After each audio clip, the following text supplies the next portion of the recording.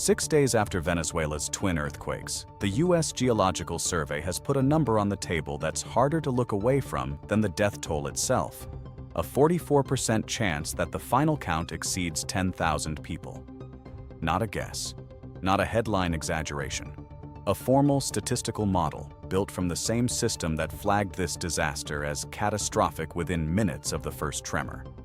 And as of Monday, the confirmed toll already stands at 1,719 DARS, climbing for the 6th consecutive day, with no sign of leveling off. National Assembly President Jorge Rodriguez delivered the latest update Monday. 1,719 confirmed dead, 5,034 injured, and at least 22,619 people affected in total. Of the 855 buildings officially recorded as damaged, 189 have completely collapsed. Every one of those numbers is higher than what was reported on Sunday. Every one of those numbers was higher on Sunday than it was on Saturday.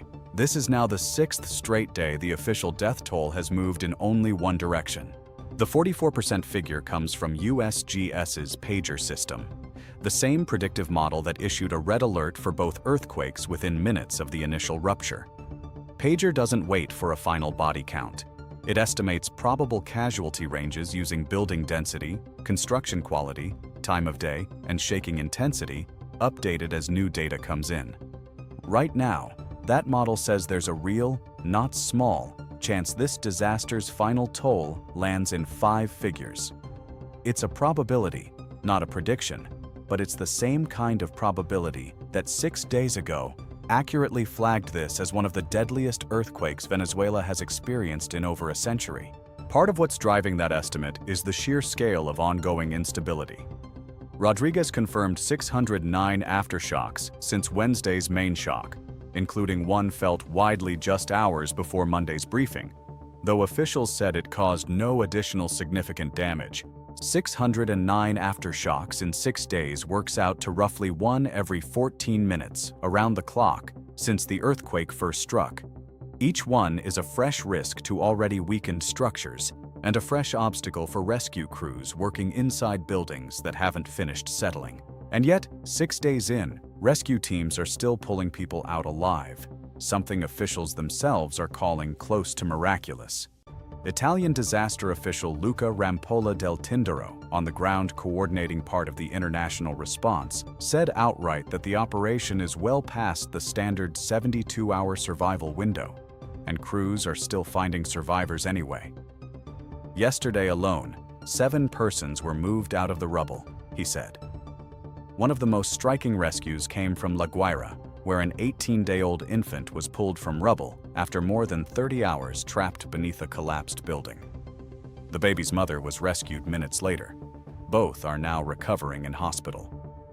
Other rescues are reaching back even further into the disaster's timeline. A 13-year-old Jonker Serpas was freed by a Mexican rescue brigade days after the quake, and specially trained search dogs have become some of the operation's quiet heroes. Molly, a dog with the Mexican rescue group known as Los Topos, or the Moles, helped locate a small Maltese dog trapped in rubble during one of her first searches of the mission. Small story, but it's part of a pattern. Search teams are finding signs of life in places that, by every normal timeline, should have gone silent days ago. The international toll is also becoming clearer.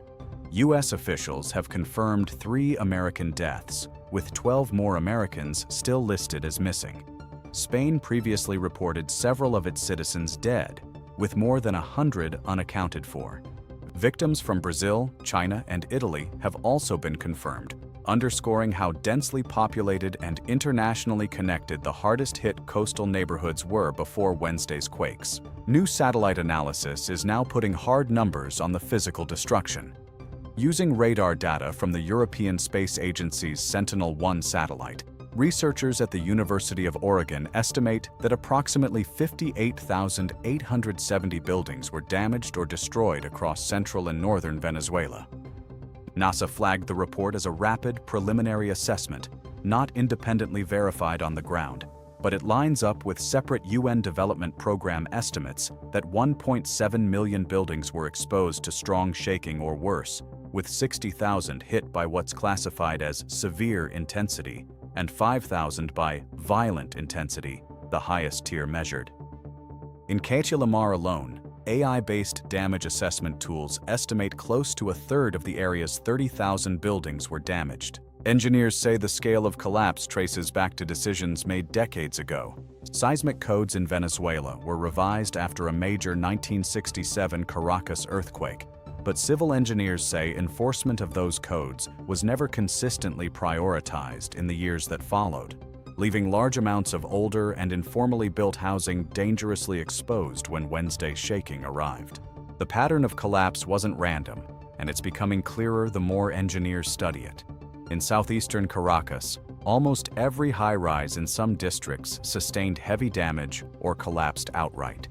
In the municipality of Chacao, local officials reported at least 48 deaths and 26 rescues tied to 2 buildings that came down, with many residents still trapped beneath them in the disaster's early hours. 3 more deaths were confirmed in Baruta after a separate structure collapse, and at least 2 people died when a building gave way in Pinto Salinas. Even institutional buildings weren't spared. Both the French embassy and the headquarters of the Venezuelan Red Cross sustained severe structural damage, complicating coordination for 2 organizations that would normally be central to the response itself. Geophysicists say Caracas was especially vulnerable because of where it sits, not just how it's built. The capital lies in a deep sedimentary basin, a geological bowl that amplifies seismic waves rather than dispersing them, meaning the same earthquake that shook the surrounding mountains hit the city itself even harder. Layered on top of that, roughly 80% of Venezuela's population lives in earthquake-prone areas, and a large share of that housing was never built to any formal seismic standard at all. It's a combination disaster planners have flagged for years as a worst-case setup: a vulnerable geological basin, dense population, and inconsistent building codes, all stacked in the same place. Wednesday's earthquake tested every part of that setup at once. That basin effect also explains something rescue coordinators have noted anecdotally all week. The damage inside Caracas itself has been wildly uneven, block by block, rather than spread evenly across the city. Buildings standing on deeper sediment layers came down completely, while structures just streets away, sitting on more solid ground, sustained only cosmetic cracking. For search and rescue planners, that unpredictability has made triage genuinely difficult. Crews can't simply assume a neighborhood is safe because the block next to it held up.